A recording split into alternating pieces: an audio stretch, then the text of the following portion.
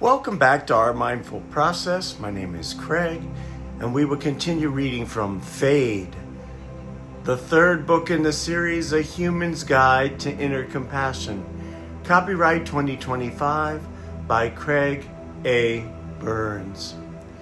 These daily readings are part of the Our Mindful Process practice. Today is August the 21st. Today is a day we can take our meditation practice to the subatomic level, in the present, with the best possible attention, in an undefined place where thoughts arise and fall. How we can look at each moment in the path of our meditation life, being aware of who we are within the presence, and of the smallest part of what we do each day. All we need is willingness to practice diligence, looking at the environments where our bodies meet our minds. In meditation, we are becoming tuned with our breath. Each inhalation and exhalation is as ocean waves. We're advancing and receding effortless on the shoreline. Inside our bodies, this becomes the focus. Sometimes, though, instead of spending time slowly scoping and becoming in tune with every breath, we become overly negligent or fastidiously meticulous about our mindfulness of each breath. Or we move to our thoughts. We know that our mental deliberations rise and fall. But from where? At this point, we are either zoning out of consciousness on one end of the spectrum or having obsessive thoughts on the other end. Our never-ending goal from moment to moment is to keep practicing our awareness. If we find ourselves completely out of conscious awareness, or we have ruminative thoughts, then we come back to the breath and let any rumination drop into the indefinable space that gives life to the universe. The third dimension of this book is the experiential. Everything I ask the reader to explore with me, I also do with you. I document my experience, strength, and hope here in my book, On the Table. I invite you to take what you like from the table to use and to leave the rest. Taking time for myself centers me. Even more basic than that, I come to know the truth about the activity of my mind, the experiences of my body, and I deepen my practice in watching the impermanence of my breath. Life today is not about good and evil, and the goal is to be on the path. I may see peace, but that is not the goal or the focus. I reach the awareness of my path through progressive decisions to watch my breath in the space that is neither too lax nor too fastidious in my mind. I am on the path of balance between clear seeing and compassion. After spending time in thoughtful contemplation of the space, I find it is important to list some revelations to increase my willingness to live from this spiritual path of balance. 1, there is no status or rank in being willing to change. It is a decision to be entirely ready in the present moment. This process is for everyone who chooses, and I choose to live the here and now. Number 2, I work with my willingness to change with and in front of others to emancipate them by my own actions. Practicing change, especially in enigmatic situations, reinforces my opening up when I see others open up in kind.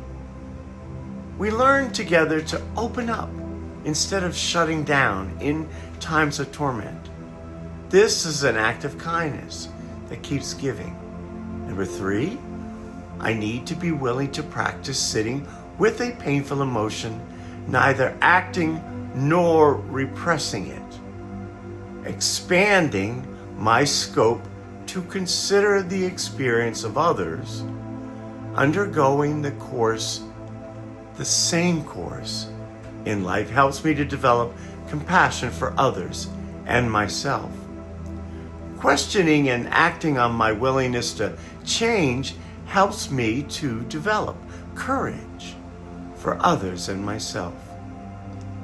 4, when we make decisions to change my willingness, I can use the same exercise as taking a trip to a preferred physical destination.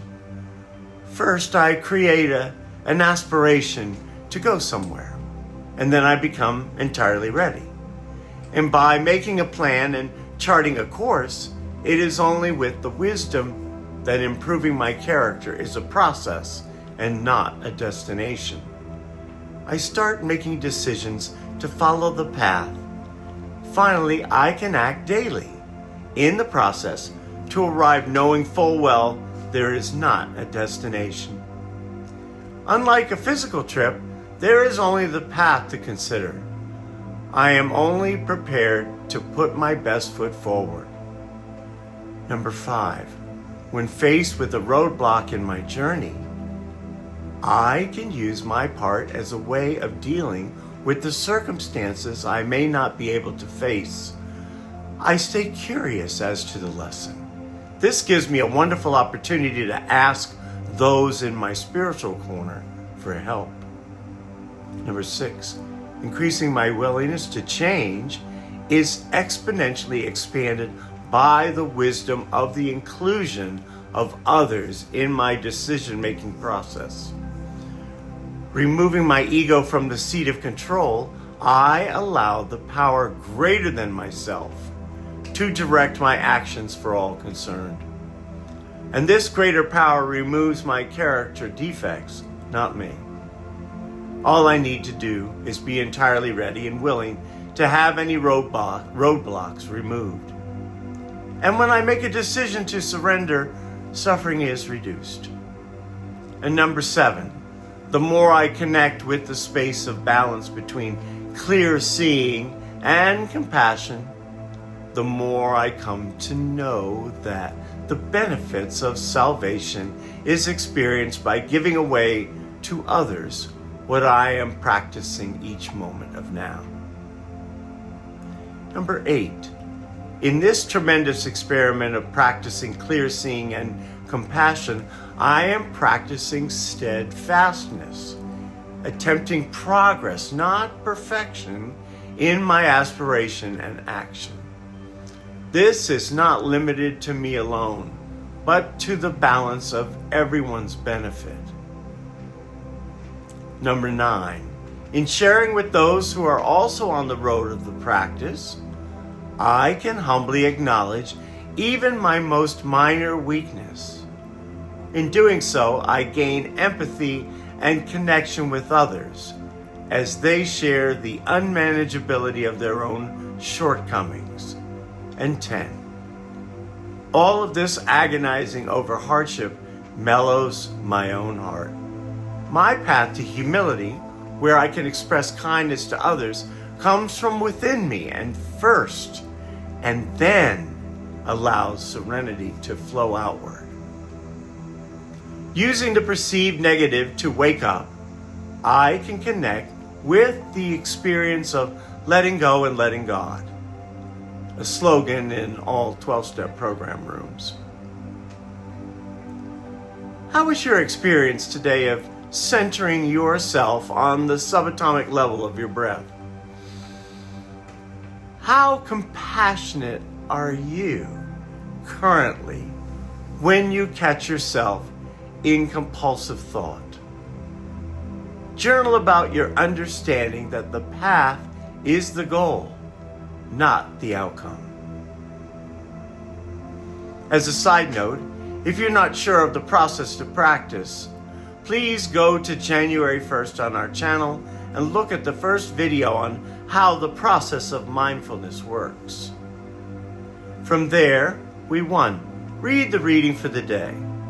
For the first 35 days, it is on the instruction of mindfulness itself. And number 2, sit with this process in meditation, starting with 5 minutes and moving up to 40 minutes over 35 days, adding 1 minute a day. It's that simple.